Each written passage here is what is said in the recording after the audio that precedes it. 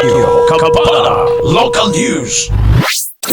Personal nga mitambong si SB member PG Perez ang Chairman Committee on Health sa lungsod sa lalawigan sa Lanao del Norte, uban ni DILG Head Lobelia Buot sa gipahigayon nga Regional Institutional Development Support Workshop dito sa Chalibis Resort Kugman, Cagayan de Oro City kaniadtong Enero 22 tuig 2026. Ang maong tigom nakasentro sa tema nga health compliance and responsiveness. Diin tumong niini nga mas palig-on pa ang serbisyo sa panglawas sa tibuok lala. Pinaagi sa maong programa, ginasusi ang kaandam ug pagsunod sa mga lokal kagamhanan sa mga sumbanan sa Department of Health ug sa DILG aron masiguro nga paspas ug epektibo ang pagtubag sa mga panginahanglanon sa mga lungsuranon. Sa maong aktibidad gipakita sa duha ka leader ang ilang lig-on nga suporta sa pag-ayo sa sistema sa panglawas nga usa sa mga nag-unang prioridad sa kagamhanang panglungsod. Ang presensya ni SB Meme Perez ug DILG Buot nagpamatuod sa maayo nga koordinasyon tali sa lehislatibo ug ehekutibo nga sangay sa gobyerno alang sa kaayuhan sa publiko.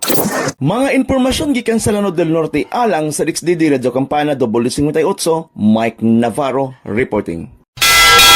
Radyo Kapala Local News.